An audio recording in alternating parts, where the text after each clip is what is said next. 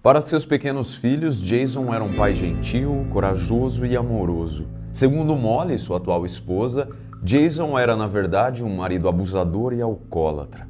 Os dois lados de uma história de amor que terminou em tragédia. No vídeo de hoje, vamos conhecer o caso que resultou na morte de Jason Corbett, as versões da esposa e do sogro, supostos assassinos, e as revelações de um testamento e de um ex-marido que vão pôr em xeque se a morte se deu por legítima defesa ou foi mesmo um assassinato.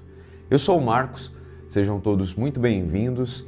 Já deixa um like nesse vídeo, ativa o sininho das notificações e vamos aos fatos.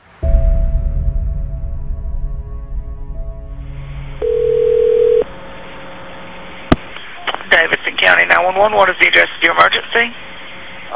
My name is Tom Martins. I'm at 160 Panther Creek Court, and we need help. Okay, what's going on there? My daughter's husband, my son-in-law, got in a fight with my daughter. I intervened, and I think he's in bad shape. We need help. Okay, what do you mean he's in bad shape? He's hurt? He's bleeding all over, and I may have killed him. You know? All right, okay. Let's back up here just a minute. Give me your address again, make sure I got it right. 160 Panther Creek Court. What is your name?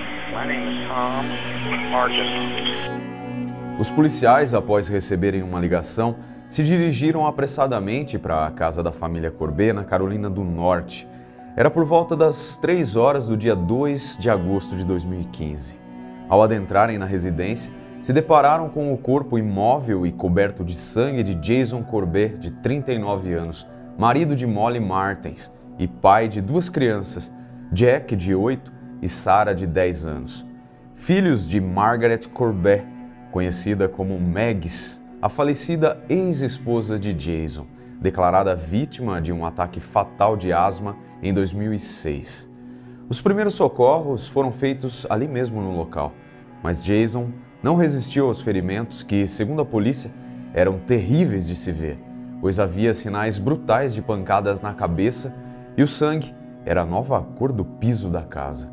No local estavam Molly Martins, a esposa de Jason na época, antiga babá dos filhos de Jason antes de Meg falecer, Sharon e Tom Martins, pais de Molly, sendo Tom, o sogro de Jason, o responsável por ligar para a polícia declarando: "Acho que o matei". Tom e Molly estavam ilesos, mas sujos de sangue, por isso foram imediatamente interrogados. Em agosto de 2015, Molly afirmou que estava aproveitando a visita de seus pais em sua casa e Jason havia chegado bêbado, mais uma vez, às 3 da manhã. E como de costume, uma discussão teve início. Aparentemente, Jason estava insatisfeito com a visita repentina dos sogros e Molly estava inconformada com a rotina alcoólatra de seu marido e murmurou sobre isso. Segundo ela, isso era muito comum entre eles. Em algum momento durante a discussão, Jason teria tentado enforcar a mulher, lhe tirando rapidamente o fôlego, não dando outra opção para Tom, o pai de Molly, que ouviu o barulho e correu para proteger a filha, se não atingir o genro com um taco de beisebol. Eu bati nele com o taco de beisebol. Eu estava morrendo de medo que ele fosse matá-la. Tom e Molly foram interrogados apenas algumas horas depois do assassinato cometido, ainda dentro da residência. Molly disse que já tinha alguns anos que estava sofrendo abusos domésticos, mas que escondia muito bem das crianças, que já considerava como seus próprios filhos, a parte física do terror, e somente permitia que soubessem sobre suas dores emocionais. Apesar de serem novos, ela acreditava que deveriam saber o que estava acontecendo em casa. No entanto, no decorrer do interrogatório, Molly se mostrava muitas vezes indecisa, até incoerente. Sempre que era questionada sobre as violências físicas supostamente cometidas pelo marido, as únicas palavras que saíam de sua boca eram: "Eu não sei". Essas mesmas palavras eram ditas quando lhe perguntavam onde Jason teria a agredido e se sentia dores ocasionadas pelas ações violentas. Até mesmo marcas, cicatrizes e hematomas foram procurados no corpo de Molly, mas aparentemente não foram encontrados quaisquer vestígios de violências antigas ou recentes. Em determinado momento, Molly começou a passar constantemente as mãos pelo pescoço e mais uma vez lhe foi perguntado o porquê de tal reação. Molly respondeu: "Acho que ele bateu o cotovelo em meu rosto." Depois de algumas horas, um policial pediu para que ela contasse o momento exato em que seu pai, Tom, atingiu a cabeça de Jason. Em um nervosismo aparente e em postura hesitante, ela disse: "Eu tinha um taco de beisebol e ele bateu em Jason ou tentou bater nele, e Jason pegou o taco de beisebol e ele tentou acertar meu pai. Eu acho. Ele pode ter errado e eu bati na cabeça dele com um tijolo." Depois ela citou que o tijolo estava em cima da cabeceira da cama. Quando questionada sobre o motivo de haver um tijolo em um local inusitado, digamos assim, ela respondeu que colocou ali porque não tinha sobrado tempo para decorar o tijolo com Sarah, a filha de Jason, dando a entender que as duas estavam planejando fazer uma brincadeira com o objeto. Logo depois, em uma sala separada, foi a vez de Tom ser interrogado. Porém, diferente da filha, ele pareceu ter total controle sobre os seus questionadores, começando por conta própria a contar tudo desde o início, principalmente sobre os seus momentos históricos quando ainda era agente do FBI 30 anos antes, e o dia que sua filha conheceu Jason através de um anúncio de emprego para babás em um jornal. Após alguns meses da morte de Margaret, quando os filhos de Jason ainda eram apenas bebês, eles se envolveram em um relacionamento. Mais especificamente sobre o dia da tragédia, Tom disse que saiu de Tennessee com a sua esposa para visitar a filha. Uma viagem que durou cerca de 4 horas de carro até a Carolina do Norte. Segundo ele, chegaram à casa de Molly no período da tarde e já puderam notar que Jason estava bêbado do lado de fora e que ficou lá até a noite. Ele ainda narrou que já estava dormindo no porão quando Sharon ouviu os socos e gritos no andar de cima. Então, decidiu pegar um bastão de beisebol do filho de Jason para proteger Molly. Afirmou ainda que assim que entrou no quarto do casal, Jason estava sobre ela, enforcando-a com as 2 mãos, em fúria brutal, e que parecia consciente do que fazia. E não lhe restou outra opção senão atingi-lo na cabeça. Mas o que chamou a atenção da polícia foi que Tom, em nenhum momento, citou o tijolo mencionado por Molly. Tanto Molly quanto Tom não souberam dizer quantos golpes acertaram em Jason, mas alegaram ter feito aquilo em legítima defesa. Tom reforçou as palavras de sua filha, descrevendo que, apesar de morar distante, conhecia Jason muito bem e sabia que ele era um homem controlador, manipulador e abusivo. Descrição completamente diferente dada pela família de Jason, que fez questão de mencionar o quanto ele era atencioso e divertido de se conviver, um homem incrível e um ótimo pai para seus filhos. Ele era dedicado a eles. Assim, afirmou Lynch, irmã dele: "Estamos devastados." Para a polícia, nenhum dos 2 relatos eram coerentes e firmes. As palavras "acho" e "não sei" certamente demonstravam que nenhum dos 2 tinha convicção de suas histórias. Também não havia provas que corroborassem a descrição deles. Não havia sinais de violência em nenhum local do corpo de Molly, mas ambos estavam sujos com o sangue da cabeça de Jason. A morte de Jason foi declarada como resultado de um traumatismo craniano de força excessiva. Os exames cadavéricos apontaram múltiplas dilacerações em seu crânio, braços e pernas e severa hemorragia. Ele sofreu pelo menos 10 pancadas fortes em sua cabeça. Seguindo uma linha de investigação baseada na falta de firmeza nas afirmações de Molly, os investigadores conversaram com o ex-noivo de Molly, Kit Magin, de Cincinnati, Ohio. Ambos se conheceram em um site de namoro online e, após 1 ano de relacionamento, ele a pediu em casamento. Destacou inicialmente que Molly era uma mulher incrível, bastante divertida e muito bonita, mas, com o tempo, sua personalidade mudou de maneira brusca. Ela podia estar feliz em 1 minuto e no minuto seguinte desabar em lágrimas. Foi quando percebeu que ela não estava bem mentalmente. Mesmo assim, acreditou que tudo aquilo era uma fase e a apoiou. Ele mencionou ainda que Molly anunciou repentinamente que trabalharia como babá e simplesmente lhe deu um beijo de despedida. Supondo que as palavras de Kit são verdadeiras, elas podem esclarecer muitas coisas. Passaram-se 10 dias antes de Molly dar as caras. Por isso, ele não sabia se ela estava viva ou se algo trágico tinha acontecido, ou se ela simplesmente tinha decidido desaparecer mesmo. Eu só sei que foi cruel demais me fazer acreditar que ainda poderíamos nos casar. Ela finalmente mandou um e-mail. Ela pediu desculpas por não ter ligado, algo do tipo: as coisas têm estado realmente malucas e eu também não sei se vou voltar. Kit comentou também que ela era uma mulher mentirosa e manipuladora e finalizou dizendo: minha tristeza é por Jason e sua família. O julgamento do caso foi iniciado em 25 de julho de 2017 e em 9 de agosto eles foram condenados a uma pena de 20 a 25 anos de prisão. Tom e Molly foram formalmente acusados de assassinato em segundo grau e homicídio voluntário. Os dois não concordaram com a sentença.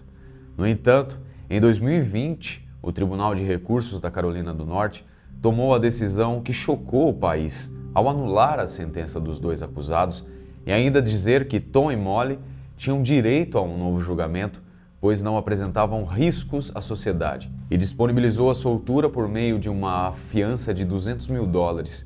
E foi o que realmente aconteceu, pois a mãe de Molly, apesar de muito doente, usou toda a economia que guardou durante sua vida, junto com a aposentadoria própria e do marido, para tentar salvar a sua família da prisão. Assim, em 5 de abril de 2021, ambos foram libertados da prisão, mas foram proibidos de entrar em contato com qualquer parente de Jason e tiveram que entregar os passaportes até o novo julgamento, previsto para 2022, sem data definida, com o promotor público Gary Frank, do condado de Davidson. Tracy, a irmã de Jason, demonstrou sua tristeza com a liberdade dos acusados, mas se tranquilizou com a possibilidade de um novo julgamento. Saudamos a decisão de hoje de Gary Frank, o promotor distrital de Davidson County, de buscar um novo julgamento de Tom e Molly Martins pelo assassinato de Jason Corbett, um amoroso e gentil pai de 2 filhos que foi espancado até a morte em sua própria casa. Assim que saíram da prisão, Tom e Molly foram para casa no Tennessee, onde Sharon, a esposa e mãe, os aguardava. Segundo as fontes pesquisadas, Molly vendeu a casa onde vivia com Jason e familiares dela afirmam que o dinheiro mal deu para bancar as custas do processo. Existem também fatos documentados mostrando uma nova vida aparentemente feliz da mulher. Exemplo disso pode ser visto em uma foto publicada em junho de 2021, na qual a mulher aparece sorridente ao lado do irmão, no que parece ser um ônibus de excursão. Lembrando que ela apenas está impedida de sair do país, mas não de viajar dentro dele. A foto não repercutiu muito bem entre os que conheciam o casal. 2 dias depois da morte de Jason, Molly recorreu ao governo para obter a guarda de Jack e Sarah, dizendo que tinha total direito, pois havia criado as crianças.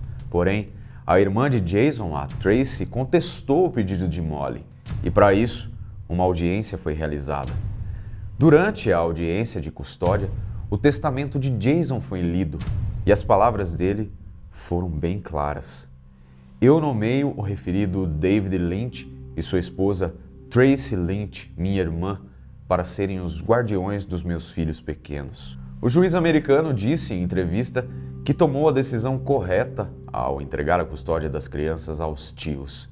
De acordo com os documentos do caso, na época dos fatos, as crianças omitiram informações durante o interrogatório por pressão de Molly, mas que na ocasião do novo julgamento estariam prontas para expor toda a verdade e que inclusive estariam ansiosas por esse dia. Questionado, Jack reforçou o anseio pelo novo julgamento, dizendo que Jason não era um pai abusivo como Molly dissera.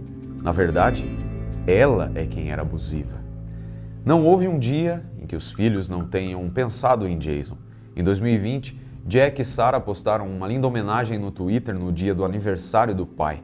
Na foto, é possível sentir o amor deles. Você foi corajoso, divertido e gentil. Você viveu e morreu por nós. Não há mais um feliz aniversário juntos, mas nós te amaremos e sentiremos sua falta para sempre.